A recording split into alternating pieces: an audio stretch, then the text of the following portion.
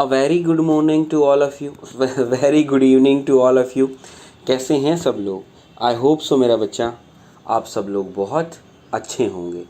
तो चलिए एक बार फिर से मैं धर्मवीर आप सब लोगों का स्वागत करता हूं आपके अपने परिवार टेकपुर बाय एग्ज़ामपुर पर।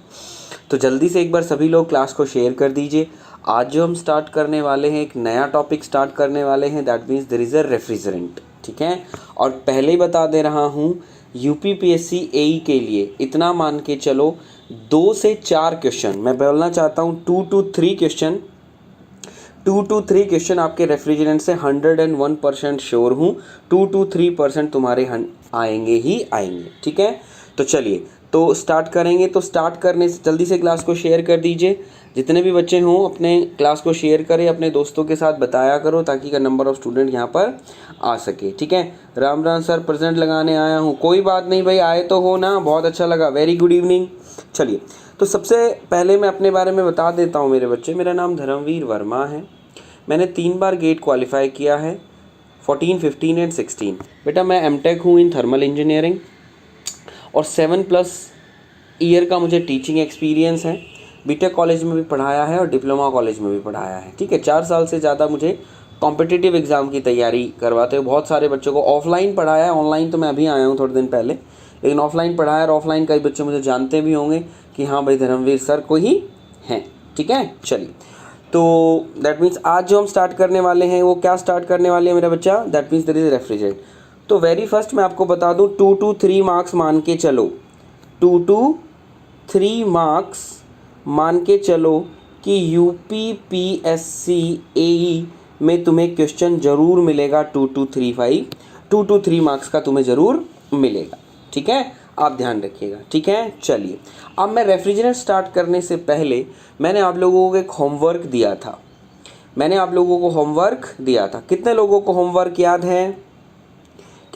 होमवर्क याद है? एक बार जल्दी से बता देंगे। डियर सर यूपीएससी एई असिस्टेंट इंजीनियरिंग क्लास नहीं चलती है क्या? डियर सर जी यूपीपीएससी एई असिस्टेंट इलेक्ट्रिकल इंजीनियरिंग की क्लास नहीं चलती है। बेस्टॉनिक बेटा इलेक्ट्रिकल इंजीनियरिंग की क्लासेस नहीं चलती हैं, मैकेनिकल और सिविल की ही चलती हैं। ठीक है जी, ठीक है।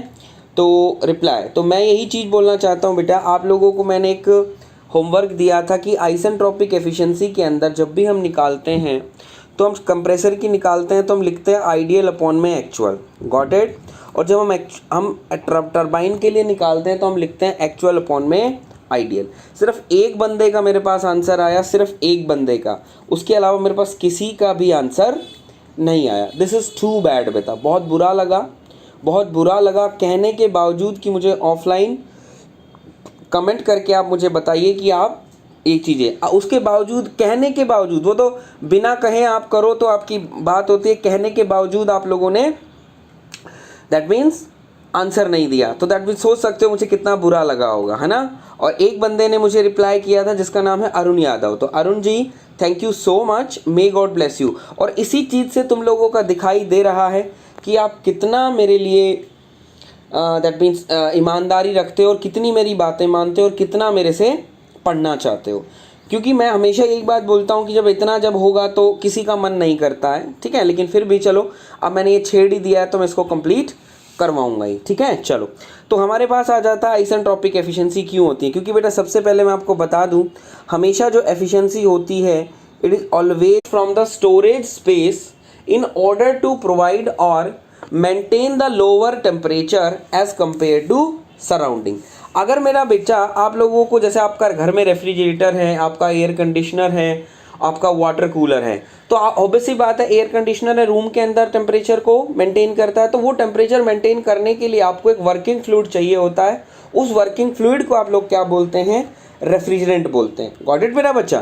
तो आपका क्या होता है? रेफ्रिजरेंट ये हो गया। तो it is the working fluid. क्या है? It is the working fluid which is used to absorb the heat from the storage space or the system। जहाँ पर आपको ठंडा करना है वहाँ से हीट को एब्जॉर्ब करना है। जैसे आप लोगों ने vapour compression, vapour absorption refrigeration system देखा होगा ना। इवापोरेटर के अंदर आपका रेफ्रिजरेटर घूमता है, साइकिल में घूमता है, तो इवापोरेटर में रेफ्रिजरेंट क्या करता है? रेफ्रिजरेटर में ही इवापोरेटर के अंदर ही कूलिंग होती है, दैट्स वाई वहाँ से कर लेगा, ठीक है। इन ऑर्डर टू प्रोवाइड और maintain the lower temperature as that of surrounding, उसको हम लोग क्या बोलते हैं बेटा, रेफ्रिजरेंट बोलते हैं। जैसे आप लोगों ने सुने होंगे एग्जांपल R11, R12 और NH3, these are the refrigerants. Got it मेरा बच्चा, आई होप सो आपको क्लियर होगा, ठीक है। चलिए अब हम चलते हैं बेटा नेक्स्ट पार्ट पर। अब हम लोग चलते हैं नेक्स्ट पार्ट पर कि दैट मीन्स ये रेफ्रिजरेंट कितने टाइप के होते हैं। जो रेफ्रिजरेंट है बेटा आपके कितने टाइप के होते हैं, तो रेफ्रिजरेंट दो टाइप के आपके होते हैं बेसिकली बेटा। रेफ्रिजरेंट बेसिकली बेटा आपके कितने टाइप के होते हैं, रेफ्रिजरेंट आपके दो टाइप के होते हैं, टू टाइप। कौन कौन से रेफ्रिजरेंट होते हैं देखिएगा जरा। सबसे पहला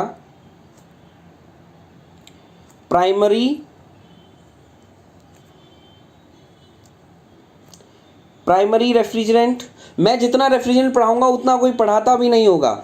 ईच एंड एवरीथिंग आपको बताऊंगा रेफ्रिजरेंट के बारे में, जो आप लोगों को नहीं भी पता होगी और जो आप लोगों को जाननी भी चाहिए। Is a secondary refrigerant. तो रेफ्रिजरेंट बेसिकली बेटा कितने टाइप के होते हैं, दो टाइप के होते हैं, एक प्राइमरी रेफ्रिजरेंट और एक सेकेंडरी रेफ्रिजरेंट। अब कहोगे सर प्राइमरी रेफ्रिजरेंट क्या होता है, सेकेंडरी रेफ्रिजरेंट क्या होता है। तो बेसिकली बेटा प्राइमरी रेफ्रिजरेंट वो रेफ्रिजरेंट होता है, प्राइमरी रेफ्रिजरेंट वो रेफ्रिजरेंट होता है जिसके अंदर जो रेफ्रिजरेंट सीधा आपके रेफ्रिजरेटिंग मशीन के अंदर यूज़ किया जा सके, जिसको आप सीधे आप रेफ्रिजरेशन इफेक्ट प्रोड्यूस करने के लिए आप यूज़ कर रहे हैं आपके एप्लीकेशन के अंदर, उसको हम लोग क्या बोलते हैं, प्राइमरी रेफ्रिजरेंट। जैसे बेटा आप लोगों का R11, R12, जैसे आप लोगों ने देखा होगा आपके जब रेफ्रिजरेटर काम करना बंद कर देता है तो मैकेनिक आता है, तो मैकेनिक क्या करता है, रेफ्रिजरेंट डाल के जाता है। तो वो जो रेफ्रिजरेंट डाल के जाता है वो कौन सा रेफ्रिजरेंट होता है, it is the primary refrigerant. कौन सा refrigerant, primary refrigerant. Got it बेटा, तो ध्यान रखिएगा प्राइमरी रेफ्रिजरेंट। तो प्राइमरी रेफ्रिजरेंट देख लीजिएगा कौन सा रेफ्रिजरेंट होगा मेरे बच्चा। एग्जाम्पल है आपके, it is a working fluid that is directly used as the working fluid in refrigeration system, जो डायरेक्टली यूज़ कर लिया जाता है, which undergoes a cyclic process. जैसे ऑब्वियसली बात है बेटा, अगर आपको कॉन्टिन्यूसली रेफ्रिजरेशन इफेक्ट चाहिए, अगर आपको कॉन्टिन्यूसली रेफ्रिजरेशन इफेक्ट चाहिए तो ऑब्वियसली बात है आपका जो रेफ्रिजरेंट है क्या करना चाहिए, must run in a cycle. मैंने आपने पढ़ाया होगा like VCRS, VRS and produces the lower temperature as there is a latent heat of transmotion takes place in the refrigerant। ठीक है, तो ये आपके पास क्या होते हैं, प्राइमरी रेफ्रिजरेंट, सीधे यूज़ कर लिए जाते हैं, पूरे साइकिल के अंदर घूमते हैं, और जो लोअर टेम्परेचर प्रोड्यूस करने के लिए कौन सी हीट यूज़ करते हैं, लेटेंट हीट को बेटा वो आपके यूज़ करेंगे। तो कौन कौन से हो गए, R11, R12, NH3 और CO2। गॉट इट, ठीक है। अब बात करते हैं गुरुदेव सेकेंडरी रेफ्रिजरेंट। तो सेकेंडरी रेफ्रिजरेंट वो रेफ्रिजरेंट होते हैं जो सीधे यूज़ नहीं किए जाते बेटा, जो सीधे यूज़ नहीं किए जाते, जो क्या किए जाते हैं, सबसे पहले कूल किए जाते हैं with the help of primary refrigerant. सबसे पहले वो क्या किए जाएंगे, कूल किए जाएंगे with the help of primary refrigerant and then used for the refrigeration purpose. उसके बाद बेटा वो रेफ्रिजरेशन पर्पज के लिए यूज़ किए जाते हैं। ठीक है मेरा बच्चा, तो अब याद रखिएगा, and then use for the refrigeration purpose. Got it बच्चा, तो ध्यान रख लीजिएगा। तो मैं आपको लिख देता हूँ, ये रेफ्रिजरेंट है आपका, that means the working fluid first cooled by the primary refrigerant, and then used for the cooling at the required place, and this कौन सी हीट को यूज़ करते हैं, these are the sensible heat associated with the refrigerant। यहाँ पर कौन सी heat होती है बेटा, यहाँ पर सेंसिबल हीट होती है। प्राइमरी के अंदर कौन सी हीट होती है, that means there is a latent heat होती है। बोले सर एग्जाम्पल बता सकते हैं, मैंने बोला बेटा हाँ, तो एग्जाम्पल कौन सा हो जाएगा आपका, ब्राइन। आप लोगों ने देखा होगा, सुना होगा ब्राइन बेसिकली क्या है, ब्राइन आप नहीं सुना होगा तो आप लोगों ने सुना होगा। ब्राइन हम कहाँ यूज़ करते हैं बेटा, it is used in milk chilling plant. जहाँ पर दूध को ठंडा रखा जाता है वहाँ पर हम लोग क्या करते हैं, मिल्क चिलिंग प्लांट के अंदर हम लोग ब्राइन यूज़ करते हैं। तो ब्राइन बेसिकली क्या होता है बेटा, NaCl+H2, इन दोनों को क्या होता है, सॉल्यूशन। तो ये हमारा क्या हो जाता है basically, it is the secondary refrigerant. अब बात ये आ जाती है गुरुदेव, आप हमें दोनों ही रेफ्रिजरेंट पढ़ाएंगे, प्राइमरी रेफ्रिजरेंट भी पढ़ाएंगे, सेकेंडरी रेफ्रिजरेंट भी पढ़ाएंगे? तो मैं आप लोगों को बोलना चाहता हूँ बेटा, सेकेंडरी रेफ्रिजरेंट हमारे सिलेबस में नहीं है, सेकेंडरी रेफ्रिजरेंट हमारे सिलेबस में नहीं है, तो आप सेकेंडरी रेफ्रिजरेंट्स को पढ़िएगा भी मत, आप सेकेंडरी रेफ्रिजरेंट्स को पढ़िएगा भी मत।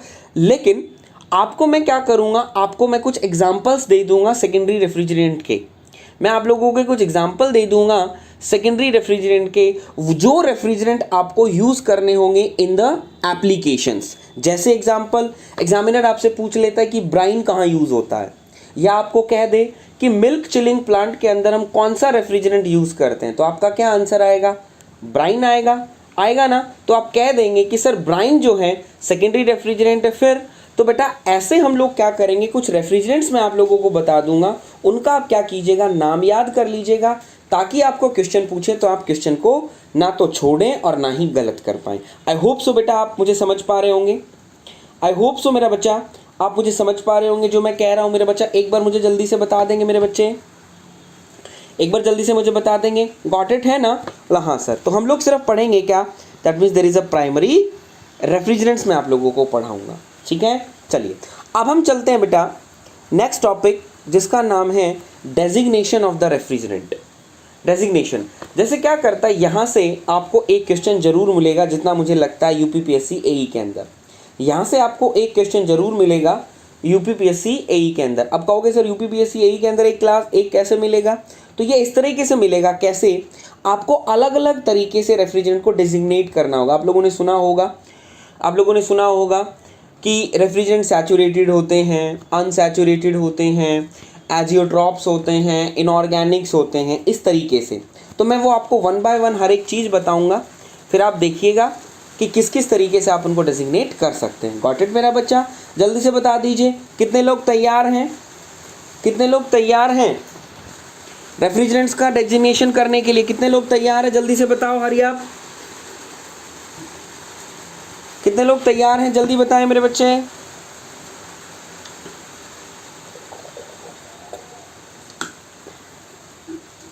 कितने लोग तैयार हो, या भाग के ही जाओगे भाई सभी लोग? कितने लोग तैयार हो भाई? चलो कोई बात नहीं, कोई भी तैयार मत हो, मेरा तो काम है करना। चलो डेजिग्नेशन, तो सबसे पहला बेटा आ जाता है when refrigerant in saturated hydrocarbon. जब आपका रेफ्रिजरेंट कैसा हो? सैचुरेटेड हाइड्रोकार्बन हो। अब कहोगे सर सैचुरेटेड हाइड्रोकार्बन का मतलब क्या होता है? तो सैचुरेटेड हाइड्रोकार्बन का मतलब होता है सिंगल बॉन्ड। जो रेफ्रिजरेंट जिनके बीच में क्या हो? सिंगल बॉन्ड हो। क्या हो बेटा? Single bond. जिनके अंदर सिंगल बॉन्ड हो उनको हम बोलते हैं सैचुरेटेड हाइड्रोकार्बन्स। Got it? ठीक है। अब सैचुरेटेड हाइड्रोकार्बन्स को हम डेजिग्नेट कैसे करते हैं, मैं आप लोगों को दिखा देता हूं। That means there is a are,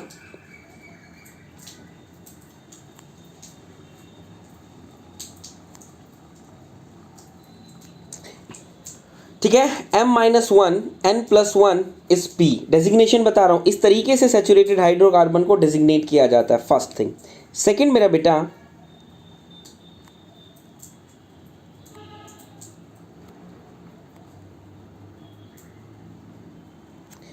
N+P+Q is equals to 2M+2। ठीक है, ये तो आपका डेजिग्नेशन है।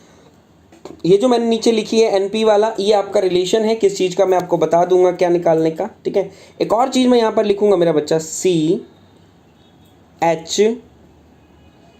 F और Cl। ठीक है, अब हम बात करते हैं sir what do you mean by NPQ। NPQ क्या होता है? तो यहाँ मैं लिखूंगा MNPQ। ठीक है, C stands for carbon, H stands for hydrogen, F stands for fluorine and Cl stands for chlorine। Chlorine, fluorine, hydrogen and carbon. ठीक है, अब कहोगे sir M is the number of carbon atoms, N is the number of hydrogen atom, P number of fluorine atom, Q stands for chlorine atom, Q stands for chlorine, P stands for fluorine, N stands for hydrogen, M stands for carbon. ठीक है, तो designation जो होगा saturated hydrocarbon का, ये designation बेटा आपका कुछ इस तरीके से होगा। गॉट इट मेरा बच्चा, याद कर लीजिएगा, ये याद कर लीजिएगा, ये आपका डेजिग्नेशन है हाइड्रोकार्बन का, ठीक है।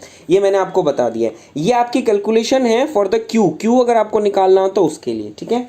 अब मैं आपको एक एग्जाम्पल दिखाना चाहूँगा, उस एग्जाम्पल को देखिएगा फिर आप देखिएगा क्या होना है। चलिए, जैसे हमारे पास एक डेजिग्नेशन हमें एक दिया हो R11, अब कह दे कि इसका केमिकल फार्मूला लिखो, इसका केमिकल फार्मूला लिखो। तो आप इसका केमिकल फार्मूला कैसे लिखेंगे? देखिए, आप सबको याद होगा, मैं नहीं कहता आपको याद होगा, लेकिन फिर भी आपको करना आना चाहिए ना, आपको करना आना चाहिए ना। तो वो हम आपको कैसे इसको निकालते हैं वो मैं आपको एक बार बता देता हूँ, ठीक है। देखिएगा ज़रा, तो सपोज दैट इसको मैं लिखूँगा 011, इसके सामने मैं क्या लगा दूंगा 011। अब देखिएगा ये क्या है, आपका सैचुरेटेड हाइड्रोकार्बन है। अब क्या करो, R011 को आप कंपेयर कर दो इससे, इस वाले से, R के साथ कंपेयर कर जाएगा, M-1 N+1 P। यहाँ पर कितने डिजिट हैं, 1 2 3 डिजिट हैं, और इसके बाद यहाँ पर भी कितने डिजिट हैं, 1 2 और 3। तो यहाँ पर आपके पास क्या आ जाएगा, M-1 is equals to 0, N+1 is equals to 1, and P बेटा आपका किसके बराबर हो जाएगा, 1 के बराबर हो जाएगा। गॉट इट मेरा बच्चा, समझ गए मैंने कैसे कंपेयर किया इसको, समझ गए मेरे बच्चे मैंने कैसे कंपेयर किया इसको? आई होप सो बेटा आप समझ गए होंगे। तो यहाँ से हम कर सकते हैं M is equals to 1, N is equals to क्या हो जाएगा 0, और बेटा P आपका यहाँ पर क्या आ जाएगा, that means there is a 1। Clear है मेरे बच्चों, क्लियर है मेरे बच्चों? एक बार जल्दी से बता देंगे यहाँ तक चीज़ें क्लियर हैं? बेटा बारिश आ गई है बहुत तेज, जब तक आपसे मेरी आवाज़ तो सुनाई दे रही है, एक बार जल्दी से बता देंगे मेरे बच्चों, मुझे एक बार जल्दी से बता देंगे मेरी आवाज़ सभी को सुनाई दे रही है? मेरी आवाज़ सभी सुन पा रहे हैं? सभी लोग मेरी आवाज़ सुन पा रहे हैं? एक बार जल्दी बताएंगे बेटा, मेरी आवाज़ सुन पा रहे हैं बेटा सभी लोग? मेरी आवाज़ सुन पा रहे हो?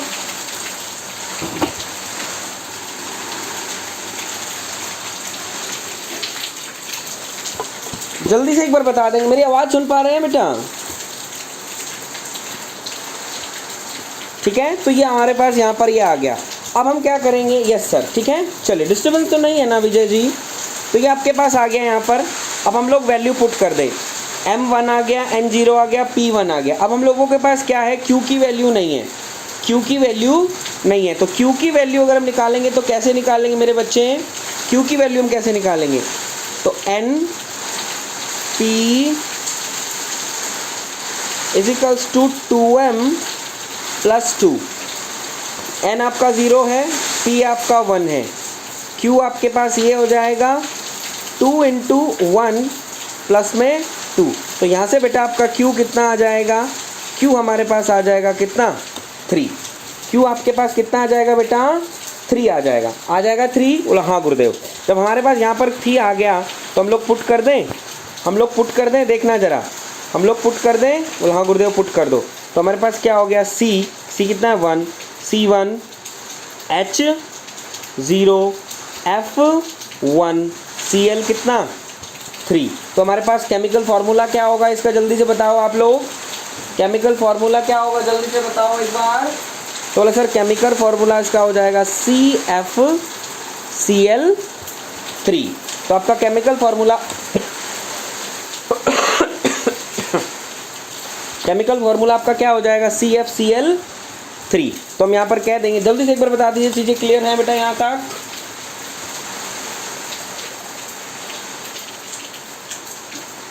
चीज़ें क्लियर है बेटा यहाँ तक, CFCl3, ठीक है बेटा?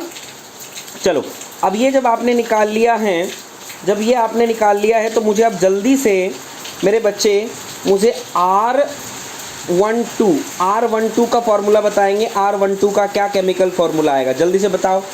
जब आप सभी लोगों को ये क्लियर हो गया है कि सर R11 मेरा CFCl3 आ गया है, तो R12 आपका क्या आएगा, जल्दी से एक बार सभी लोग बता देंगे। वेरी गुड इवनिंग बच्चे, R11 आपका क्या आएगा एक बार बताएंगे। R12 क्या आएगा, R12 एक बार बताएंगे क्या आएगा? सभी लोग कोशिश करो, सिंपल सा है, आप लोगों को याद होगा, ये तो मैंने सिर्फ बताया आप लोगों को करके। और आपके पास आ जाता है, that means there is R134A, ये आपका हो जाएगा बेटा C2H2F4, ठीक है। ये आपको क्या कर लेने, चारों याद कर लेने, these are very very very very very important, ठीक है बेटा। तो ये R11, R12, R22, R134A ये आपके इंपॉर्टेंट है। जब आप क्वेश्चंस वगैरह करेंगे, जब मैं आपको क्वेश्चंस करवाऊंगा तो एग्जामिनर क्या करेगा, आप लोगों को सबको ये दिखेगा, आप लोगों को सबको ये दिखाई देगा कि यहाँ किस तरीके से इनको याद रखना है। तो आप एग्जामिनर इन्हीं चार पाँच रेफ्रिजरेंट के आगे पीछे क्या करता रहता है, घूमता रहता है। तो आप क्या कर लीजिएगा, इसको याद कर लीजिएगा। गॉट इट मेरा बच्चा, ठीक है, याद कर लीजिएगा, इट इज़ वेरी इंपॉर्टेंट।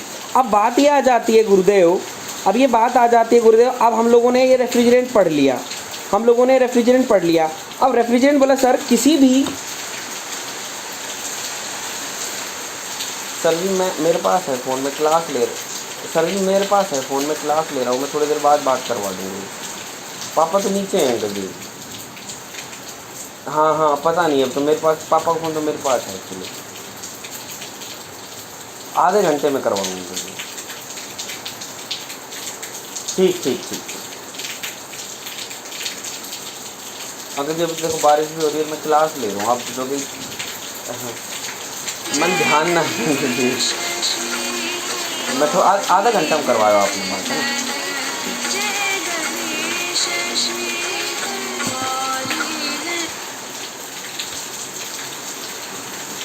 ठीक है बेटा, तो आपके पास एक बात ये आ जाती है, आपके पास ये बात आ जाती है कि आप लोग ये किस तरीके से करेंगे। अब ये जो R134 जो है, ए का मतलब क्या होता है, R134A ए का मतलब क्या होता है भाई। एक सर थे, वो बहुत देर से फ़ोन कर रहे थे, कोई प्रॉब्लम थी इसलिए फ़ोन उठाना पड़ा, सॉरी। तो R134A, जब R134A की मैं बात करता हूँ तो बेसिकली क्या होता है, तो ये बेसिकली मेरा बेटा क्या है, सबसे पहले तो it is an eco friendly refrigerant, eco friendly refrigerant. ये क्या होता है, इको फ्रेंडली रेफ्रिजरेंट होता है। कैसा रेफ्रिजरेंट होता है, इको फ्रेंडली। इको फ्रेंडली का मतलब आपके पास यहाँ पर दिख रहा होगा, क्लोरीन बिल्कुल भी क्या है, क्लोरीन क्या है, ज़ीरो। और क्लोरीन आपका क्या होता है, एक ग्रीन हाउस गैस इफेक्ट पड़ता है, that means there is a global warming करता है, इसलिए इसको क्या हम कहते हैं, इको फ्रेंडली। ये आपका क्या करता है, ओजोन लेयर को डिप्लीट नहीं करता। क्यों, क्योंकि is the presence of, in the absence of chlorine atom, chlorine atom ना होने की वजह से इसको क्या बोला जाता है, इको फ्रेंडली बोला जाता है। And this refrigerant is used in, आपके यहाँ बारिश अच्छी हो रही है, हाँ बेटा बहुत अच्छी बारिश हो रही है, अब मैं ऊपर बैठा था इसलिए तेरे आवाज़ आ रही है, उसके लिए थोड़ा सा है। तो इको फ्रेंडली रेफ्रिजरेंट, तो मैं यही कहना चाहूँगा बेटा कि इको फ्रेंडली रेफ्रिजरेंट है, ये हम कहाँ पर यूज़ करते हैं, यूज्ड इन रेफ्रिजरेटर। तुम लोगों को कोई प्रॉब्लम तो नहीं हो रही है सुनने में, तुम लोगों को कोई प्रॉब्लम हो रही है तो कल ले लूँ क्लास, एक बार बता दो जल्दी से, अगर कोई प्रॉब्लम हो रही हो तो, अगर कोई प्रॉब्लम हो रही है तो कल ले लूँ क्लास या चलने दूँ क्लास को कंटिन्यू, इको फ्रेंडली रेफ्रिजरेंट, ठीक है। अब बात ये आ जाती है गुरुदेव, यहाँ पर ये लिखा है R134A, अब तो रुक गई है, चलने दो, R134A, ठीक है, R134A। अब आता है R134A बेसिकली होता क्या है, R134A होता क्या है बेसिकली बेटा, ये क्या है, it is the isomer, is the isomer of R134। ये जो R134A जो है, ये रेफ्रिजरेंट जो है ना आपका R134, उसका क्या है, आइसोमर होता है। क्लियर वॉइस आ रही है, very good very good, continue करूंगा, वेरी गुड। तो ये क्या है, आइसोमर है किसका, R134 का। अब कहोगे गुरुदेव R134 आइसोमर क्या होता है, आइसोमर क्या होता है, आइसोमर का मतलब होता है जिसका केमिकल फॉर्मूला, जिसका केमिकल फॉर्मूला सेम हो, जिसका केमिकल फॉर्मूला सेम हो बट एटॉमिक स्ट्रक्चर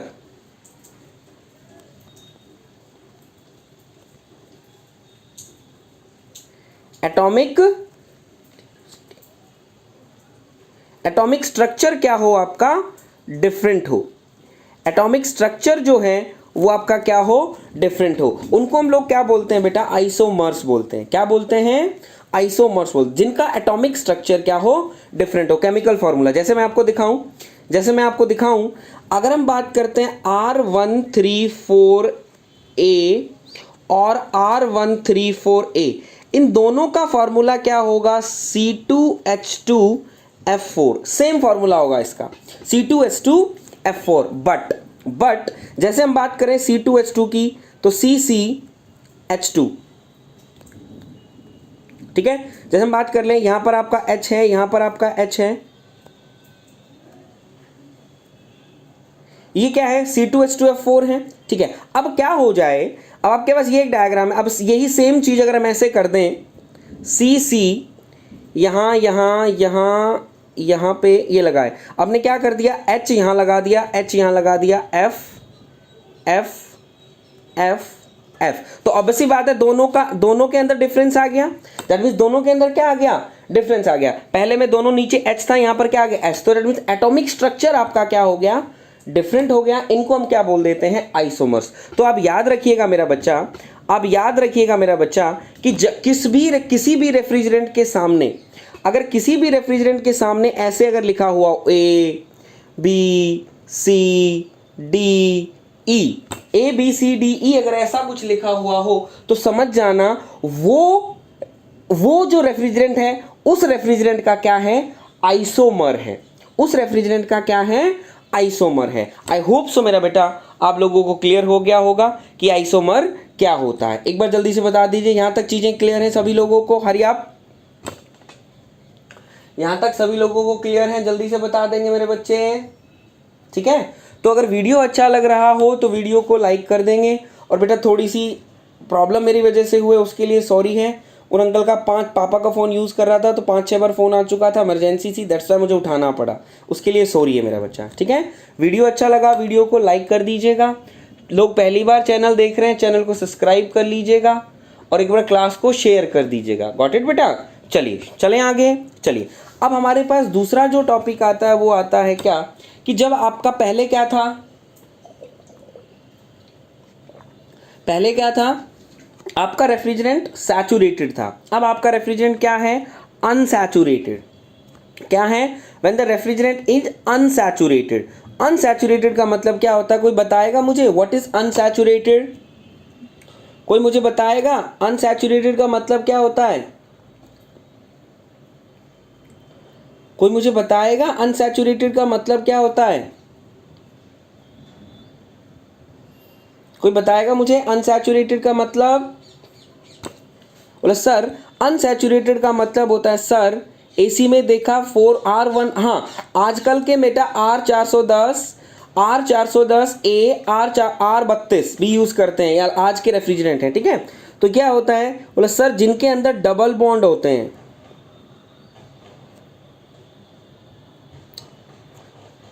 जिनके अंदर डबल बॉन्ड होंगे ना, उनको हम बोलेंगे क्या, देयर इज अनसैचुरेटेड हाइड्रोकार्बन। क्या बोलेंगे, अनसैचुरेटेड हाइड्रोकार्बन, उनको हम बोलेंगे अनसैचुरेटेड हाइड्रोकार्बन। गॉट इट मेरा बच्चा।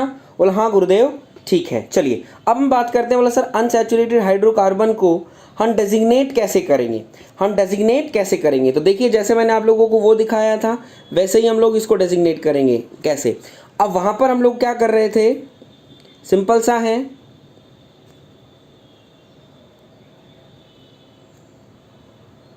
ये दिख रहा है आपको, ये आपने किया था, ये किसके लिए था, सैचुरेटेड हाइड्रोकार्बन के लिए। किसके लिए, सैचुरेटेड हाइड्रोकार्बन। अब ये किसके लिए है, अनसैचुरेटेड, तो यहाँ कितना लिख देंगे, 1 लगा देना। जब अगर इसके सामने आपने 1 लगा दिया तो किसके लिए हो जाएगा, अनसैचुरेटेड हाइड्रोकार्बन। अब कहेंगे सर कई बार पहचानने में दिक्कत हो जाती है कि सैचुरेटेड है या अनसैचुरेटेड। तो देखना बेटा वहां पर कितने डिजिट थे, यहां पर कितने डिजिट हैं, 1 2 और 3। यहां पर कितने डिजिट हो जाएंगे, बोला गुरुदेव यहां पर हमारे डिजिट हो जाएंगे 4, 1 2 3 और 4। तो अनसैचुरेटेड जो आपके होंगे उनके अंदर कितने डिजिट होंगे बेटा, 4 डिजिट होंगे। अगर कोई रेफ्रिजरेंट 4 डिजिट में लिखा हुआ है तो समझ जाना वो क्या है, it is N unsaturated hydrocarbon. Got it. चलो अब मैं आपको दिखाना चाहता हूँ और, दैट मीन्स वहाँ भी आप लोगों को Q निकालने के लिए एक फॉर्मूला था, वहाँ क्या था 2m+2। यहाँ पे आप क्या करो, m को खा जाओ, 2 को खा जाओ, 2 को खा जाओ, आपके पास क्या रह जाएगा, ये रह जाएगा। तो ये दोनों आपको क्या कर लेने मेरे बच्चा, याद कर लेने हैं। ये आपका अनसैचुरेटेड का है, किसका है, अनसैचुरेटेड का। ये आपका किसका हो जाएगा, 2m+2 का। गॉट इट मेरा बच्चा, क्लियर है। अब हम लोग क्या करते हैं, एग्जाम्पल पर चलते हैं। यहाँ पर वही सेम चीज आएगी CmHnP+Q, ठीक है। चलो मैं एग्जाम्पल पर चलते हैं।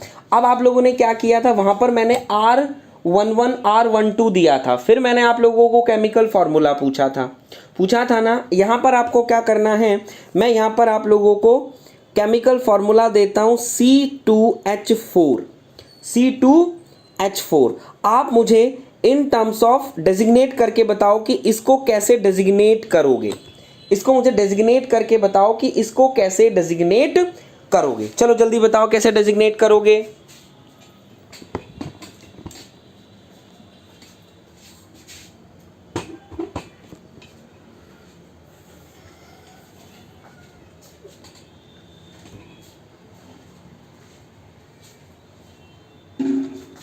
करना बेटा, इसको कैसे डेजिग्नेट करोगे, कोई जरा बताएगा,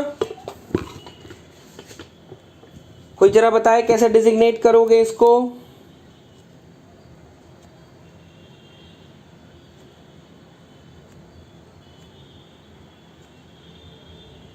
ठीक है, ये आपके पास आ गया, ठीक है। चलिए अब हम लोग करते हैं, देखो C2, यहाँ पर आप देख रहे हो C के नीचे पैर में लगा M का मतलब है नंबर ऑफ कार्बन एटम, ठीक है। अब यहाँ पर आप देख पा रहे हो, अब देख रहे हो यहाँ पर क्या लगा है C2H4, समझ रहे हो। तो M कितना है यहाँ पर, इसके अंदर अगर M देखोगे, M कितना हो जाएगा 2, N देखोगे कितना हो जाएगा 4, और अगर अदर कुछ है नहीं तो वो क्या होंगे, 0 हो गए। सर एग्जाम टाइम में तो लगाएगा रट लेना है, बेटा रट क्यों लेना है, जब समझा रहा हूँ तो समझ लो रूपम भाई जब समझा रहा हूँ तो समझ लो, रट्टा क्या लगाना है, वो तो याद करने वाली बात है। जो चीज़ याद करने वाली होगी तो मैं बता दूंगा, आना भी तो चाहिए ना करेक्ट करने के लिए कि हाँ ऐसे अगर फंस जाएं, हमारा रट्टा लगाया हुआ नहीं आए तो अगर हमको निकालना पड़े तो निकालना भी पड़ सकता है ना। तो अब क्या करो, आपने पीछा देखा R1 M-1 N प्लस में P, जो नहीं है वो 0 हो जाएगा। तो देखो जरा इसके हिसाब से लिखूँ मैं इसको, तो पहले हम लिखेंगे R1 तो हमने लिखना ही है, M कितना है 2, तो कितना हो जाएगा, ये हो जाएगा।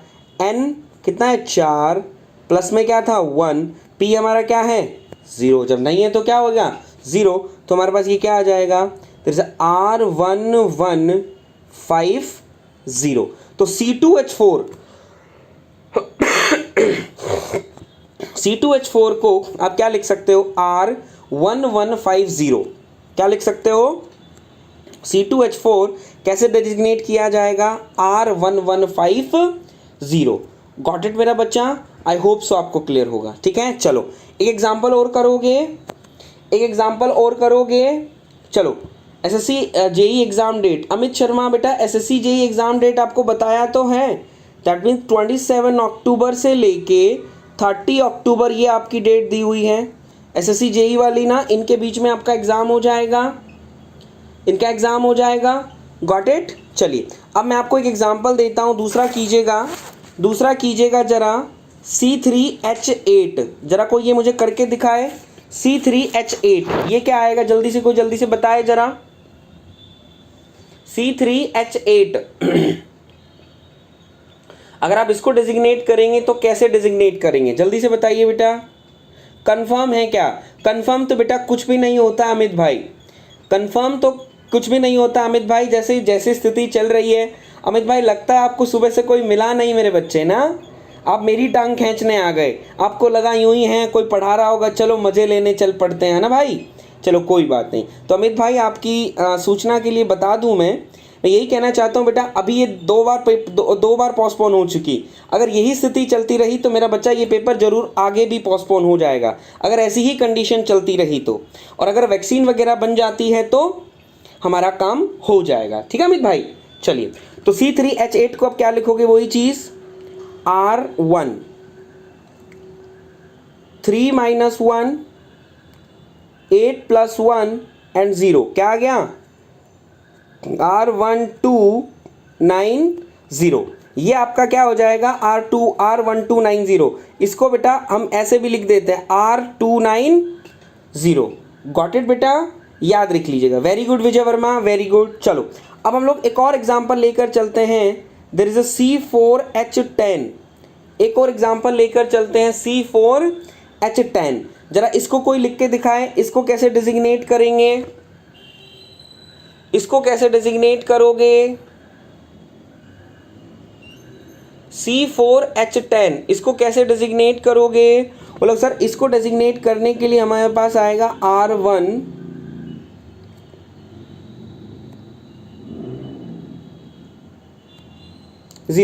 तो गुरुदेव ये हो गया R1311 R1311 ऐसे हो गया। लेकिन नहीं, इसको आप क्या कर सकते हो, आपके पास कितने डिजिट आ गए बच्चे? 1 2 3 4 5, कितने डिजिट आ गए? 5 डिजिट। तो आप इसको ऐसे डिजिग्नेट कर सकते हो। ऐसा कुछ पढ़ा है आपने?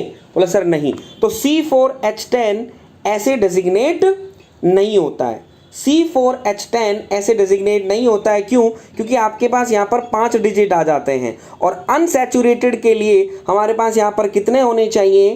बोला गुरुदेव अनसैचुरेटेड हाइड्रोकार्बन के लिए यहाँ पर 4 डिजिट होने चाहिए ना? बोला हाँ गुरुदेव 4 डिजिट होने चाहिए। तो गुरुदेव C4H10 अगर रेफ्रिजरेंट है तो इसको कैसे डिजिग्नेट आप करेंगे?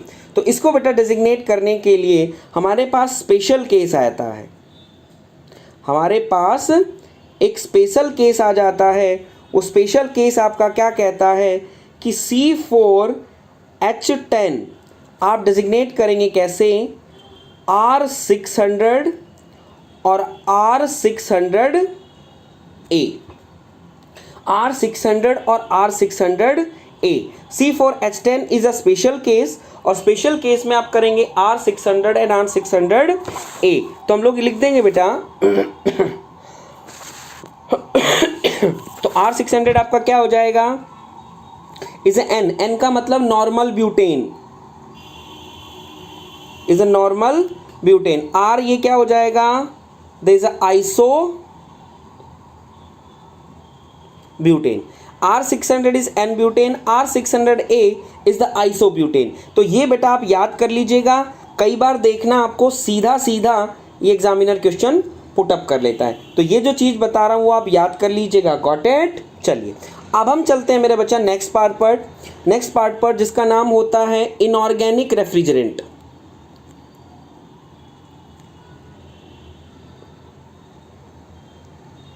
इनऑर्गेनिक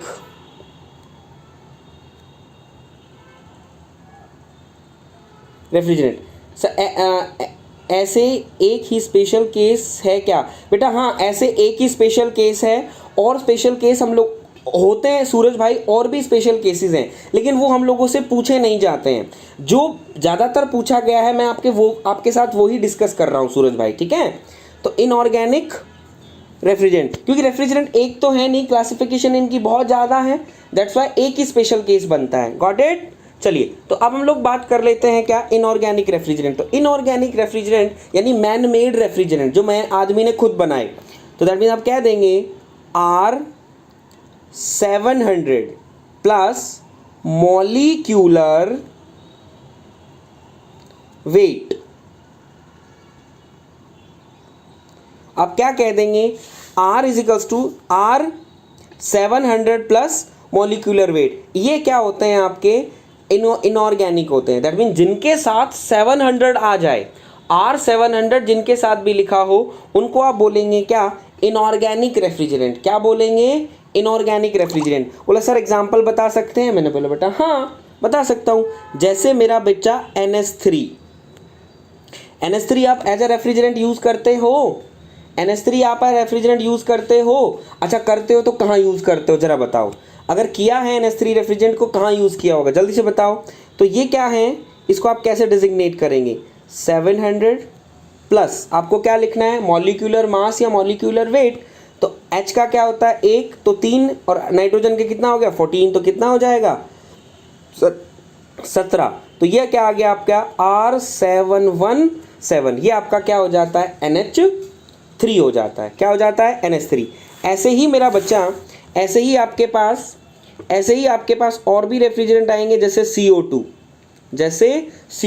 तो जैसे मैंने NH3 को लिखा, वैसे ही आप एक बार CO2 को लिखिएगा। जैसे मैंने NH3 को लिखा वैसे आप एक बार CO2 को लिखिएगा। CO2 क्या होगा, SO2 के लिए क्या होगा, एयर के लिए क्या होगा, एयर भी एज ए रेफ्रिजरेंट है। आपको ये नहीं कहा इंडस्ट्रियल एप्लीकेशन में, वेरी गुड सूरज, एयर भी और आपका वाटर भी, एयर भी यूज़ करते हो, वाटर भी यूज़ करते हो, चलो CO2 भी यूज़ करते हो, वेरी गुड। NH3 हम लोग इंडस्ट्रियल एप्लीकेशन में यूज़ करते हैं, आइस प्लांट जो होते हैं हम वहाँ यूज़ कर लेते हैं। जल्दी से बताएं बेटा, CO2 कितने लिखा जाएगा, R, चलो बताओ जल्दी बताओ, जल्दी बताओ कोशिश करो। R764, very good. R764 कैसे लिखा जाएगा, 42 द्वारा 44, R744। SO2 आपका हो जाएगा R6074। एयर क्या हो जाएगा, R729। और वाटर क्या हो जाएगा, सूरज एक्सीलेंट बच्चा, सूरज एक्सीलेंट, जल्दी से बता वाटर, और बता दे जल्दी से। अब ये मत पूछना कि सर वाटर कहाँ रेफ्रिजरेंट यूज़ किया जाता है, ये कोई नहीं पूछेगा ना, और कोई पूछेगा तो मैं बताऊंगा भी नहीं, कभी भी नहीं बताऊंगा। तुम कुछ भी कर लेना, मैं नहीं बताऊंगा। जल्दी बताओ वाटर का,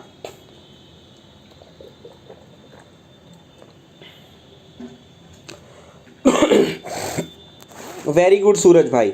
तो ये हमारा क्या हो जाएगा, R718।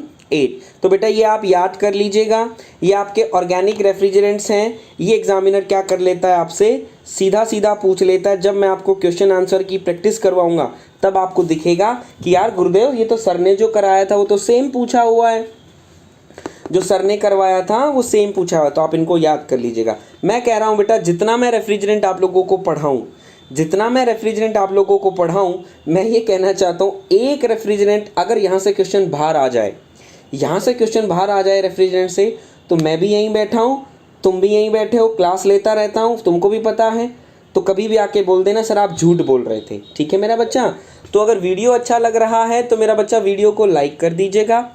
जो लोग पहली बार चैनल देख रहे हैं चैनल को सब्सक्राइब कर देंगे, और मेरा बच्चा क्लास को शेयर किया करो भाई, ठीक है। चलिए अब हम लोग चलते हैं नेक्स्ट टॉपिक पर, water use VARS, very good Suraj, very good. अब हम लोग बात कर लेते हैं azeotropes.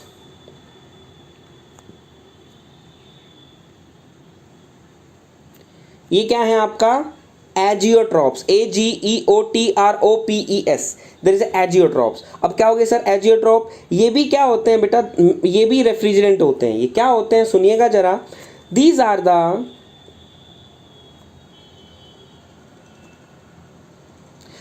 The mixture of refrigerant, these are the mixture of refrigerant. क्या होते हैं, ये मिक्सचर होते हैं, very good Shiv Kumar. These are the mixture of refrigerant, ये मिक्सचर होते हैं किसके, रेफ्रिजरेंट के। Behave as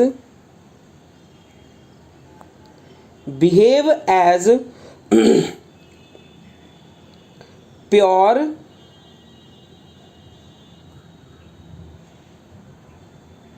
substance. ये क्या है, ये मिक्सचर होते हैं रेफ्रिजरेंट के और बिहेव कैसे करते हैं, प्योर सब्सटेंस के। मैंने आप लोगों को पढ़ाया था थ्योरी ऑफ मशीन, मैंने आप लोगों को पढ़ाया था थर्मोडायनेमिक्स के अंदर कि प्योर सब्सटेंस क्या होता है, तो पढ़ाया था ना। तो ये क्या है, आप बोलोगे कि azeotropes are the mixture of refrigerant गुरुदेव, जो कैसे बिहेव करते हैं, प्योर सब्सटेंस की तरह बिहेव करते हैं। तो एग्जामिनर बेटा आपसे ये पूछ लेता है, इनको डेजिग्नेट कैसे करते हैं, इनको डेजिग्नेट करते हैं हम R500 से। जो भी आपकी सीरीज 500 से स्टार्ट हो रही है, उसको हम लोग क्या बोलते हैं, that means these are the azeotropes.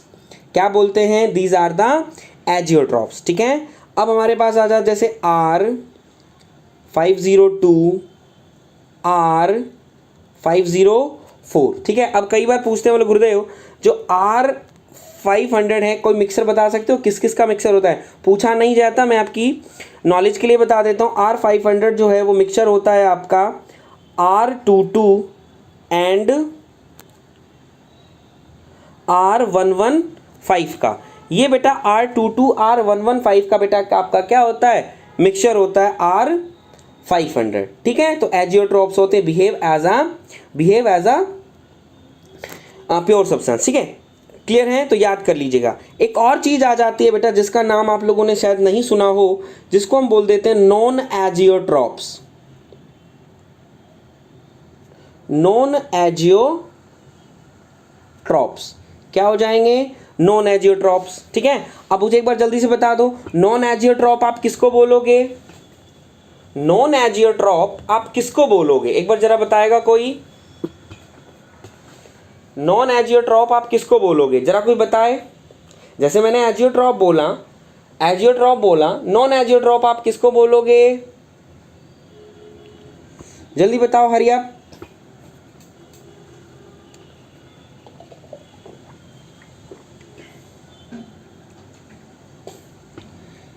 चंद्राभूषण ji, board पर क्लास चलेगी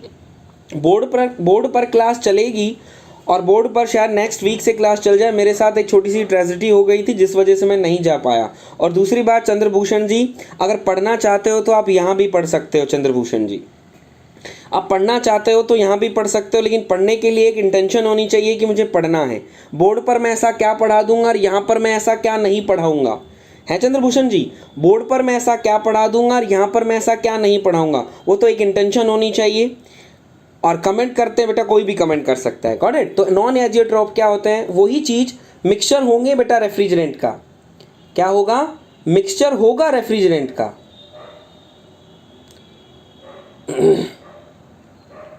मिक्सचर होगा रेफ्रिजरेंट का,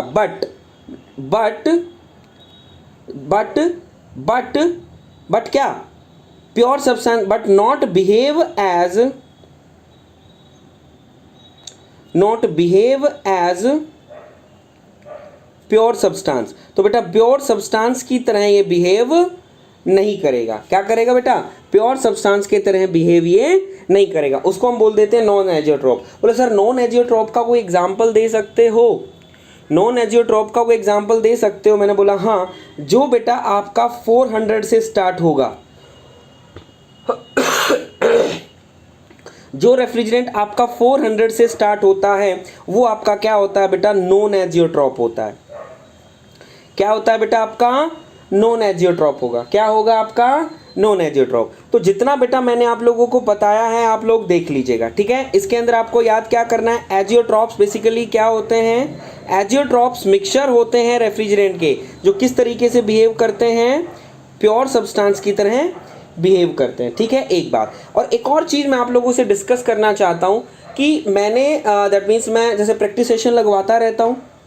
मैं क्या करता हूँ? प्रैक्टिस सेशन लगवाता रहता हूँ। अगर आप लोगों को भी प्रैक्टिस सेशन ज्वाइन करना हो, आपको बता दूँ, अगर आपको प्रैक्टिस सेशन ज्वाइन करना हो तो अभी जो प्रैक्टिस सेशन चल रहा है वो पावर प्लांट का प्रैक्टिस सेशन चल रहा है डेली 8 PM पर।